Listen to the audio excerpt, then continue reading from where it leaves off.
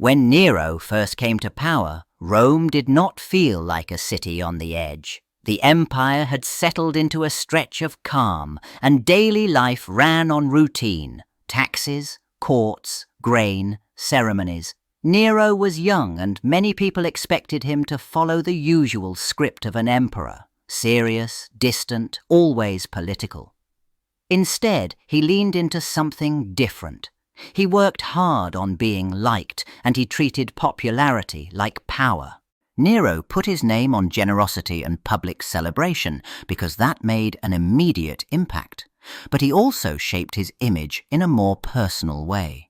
He valued culture, especially music and performance, and he wanted Rome to see him as more than a commander or judge. He pursued the reputation of a refined leader, someone with taste and talent.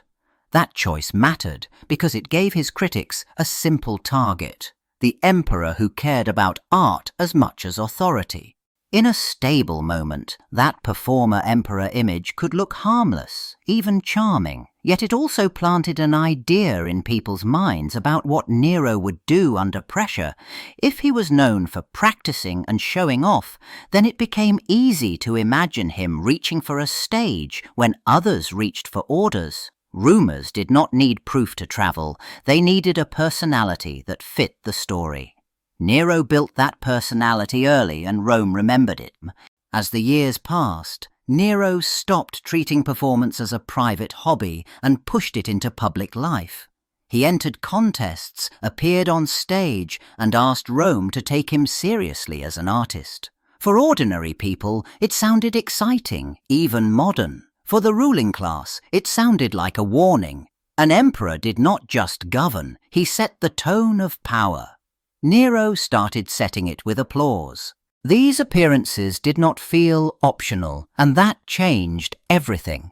When the emperor performed, senators and officials had to attend, had to clap, and had to act impressed. They watched him measure himself like a professional, chasing prizes and public approval. It looked less like leadership and more like craving.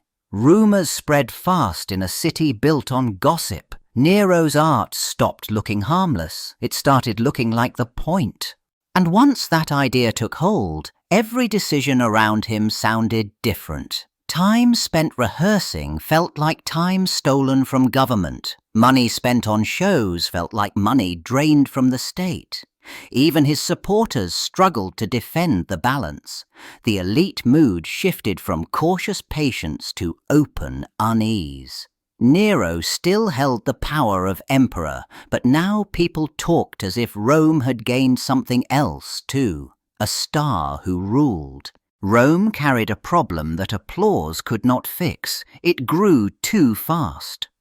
Most people lived in tall, cheap apartment blocks, the insulae, packed tight and thrown up quickly. Families cooked on open flames. Workshops used heat and pitch. One careless spark did not stay small for long. The streets below stayed narrow, crowded, and hard to reach. In a city built like that, danger waited everywhere. When fire broke out, the layout fought the firefighters as much as the flames did. Alleys funneled heat and smoke. Buildings leaned close, so one roof caught and the next followed. Moving water, tools, and men through a jammed maze took time Rome never had. People panicked and blocked their own escape routes. Rumors spread faster than orders. Each near miss taught the same lesson. Rome had become a tinderbox by design. At the same time, politics in the capital stayed tense and personal. Different factions blamed each other for shortages, disorder, and any sign of weakness at the top. Every decision by Nero gained enemies as well as supporters, and his public image depended on mood as much as policy. In a safer city, that might have held. In this Rome, one disaster could turn irritation into rage and popularity into a liability. In July of 64 CE, the danger everyone feared finally arrived. A fire broke out in Rome, and at first it looked like the kind of disaster the city had seen before. Then it accelerated. The flames found what Rome offered in abundance: tightly packed buildings, shared walls, and streets that made it hard to get ahead of the blaze. Within hours, what began as a local emergency became a city-wide crisis.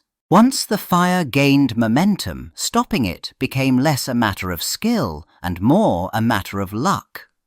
Burning debris fell into new areas and started fresh outbreaks. People ran, grabbed what they could, and clogged the very routes that might have let help move through.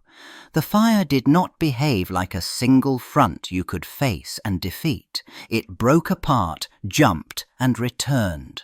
Rome effectively burned in pieces again and again. As the destruction spread, the event stopped being just a tragedy and turned into a political test. The city needed leadership, coordination, and credible information fast, but panic moved quicker than officials could. Rumors started to travel alongside the smoke about who was in control, who was absent, and who might even have benefited. In that moment, Nero's reputation stopped being shaped by performances and opinions. It became tied to a fire that people could not forget. As the fire kept spreading, a new problem took hold alongside the flames: uncertainty about where Nero even was. Reports circulated fast, and they did not match. Some accounts placed him away from the city when the blaze began, only returning once the scale became clear.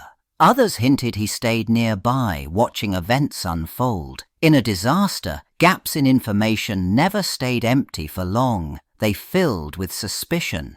Then, the most damaging version appeared. People said Nero did not rush to command or comfort, but turned to performance. In later retellings, he sang or played music as Rome burned. The claim sounded outrageous, but it fit an image many already carried of him, and it offered a simple explanation for chaos. The emperor chose art over responsibility. Once that idea landed, it spread faster than any confirmed detail. The story hardened because it answered an emotional need. A catastrophe demanded a face, a motive, a moment that summed up why it happened and why it hurt. Nero's reputation made him an easy target, and his known love of performing made the rumor feel believable to listeners who wanted to believe it. From that point, every report about his movements was judged through one question: did he care or did he perform? But the same ancient writers who pushed the image of Nero performing while the city burned also described something else, something far less theatrical. They said he ordered practical relief once the scale of the disaster became clear. People lost homes in hours. Whole neighborhoods collapsed into the streets. And in that chaos, an emperor could either vanish into rumor or step into the job. Accounts claimed Nero opened public spaces to shelter the homeless, including large gardens and public buildings. They said temporary housing went up fast and food supplies were organized so people did not starve. There were also reports of price controls meant to stop merchants from exploiting panic. None of this erased the fire, but it sounded like crisis management, not indifference. That contrast mattered because it forced Romans to weigh two versions of the same man. In one, Nero performed while the city died. In the other, he acted like a ruler trying to prevent total breakdown. The problem was trust. If you already believed he cared more about applause than people, even relief could look staged. And if you accepted the relief as real, the music story started to look like a weapon. When the flames finally weakened, the emergency did not end. It changed shape. Nero faced a city with whole districts erased and thousands needing somewhere to live. He did not treat it like a patchwork repair. He ordered rebuilding on a huge scale, meant to prevent another disaster and prove that imperial power still worked. Streets, blocks, and boundaries that had stood for generations now became negotiable. New rules followed. Builders faced stricter limits on height and materials, and more open space was pushed between structures to slow future fires. Some routes were widened, some layouts straightened, and access to water became a planning priority, not an afterthought. It sounded practical, even responsible, but it also meant disruption. Property lines shifted, old neighborhoods lost their familiar shapes, and many Romans felt the ground of daily life moved under them.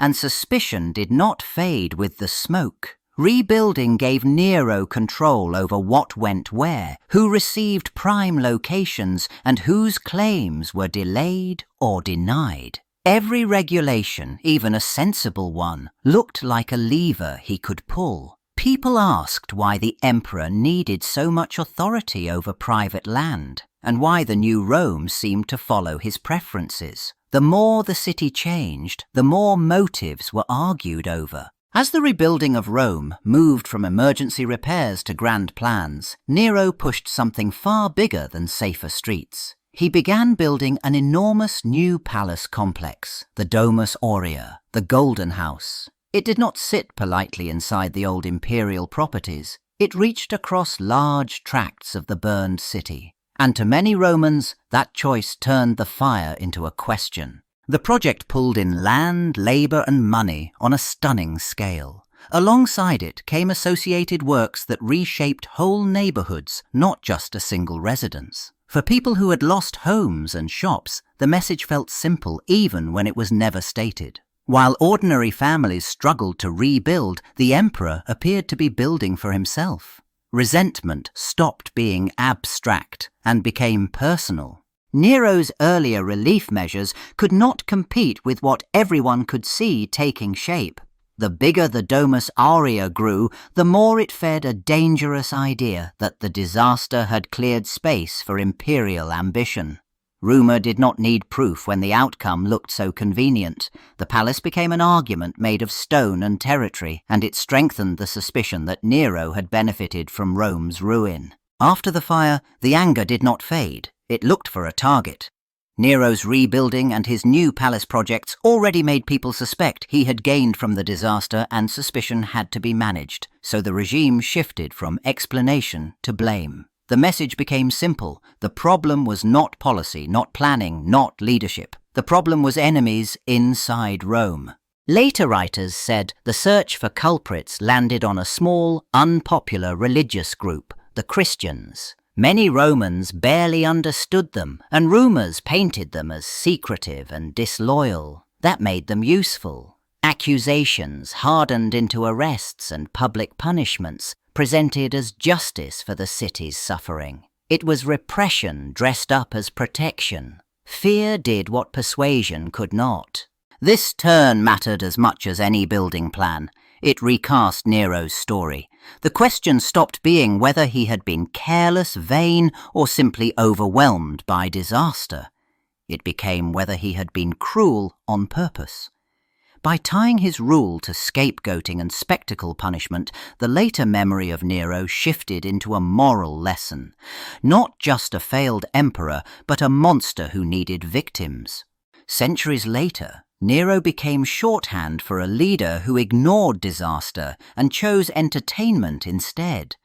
People kept repeating one sharp image, an emperor making music while his capital burned. Yet that ending hid the starting point.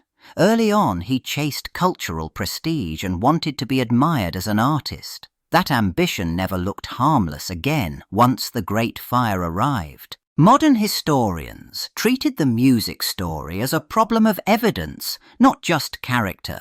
The clearest accounts came from hostile writers, working years after the event, and they rarely agreed on details. Some placed him away from the city when the fire began. Others shifted the scene to a safer viewpoint after the worst had passed. The core claim stayed vivid, even as the facts stayed slippery. What survived was not a proven moment, but a perfect symbol. Nero's well-known performing habit made the rumour feel believable. and anger over rebuilding and punishment gave it moral force. The line also travelled easily across time, even after instruments and phrases changed. It offered a simple lesson about vanity and power, and it turned a complicated crisis into a single, unforgettable accusation.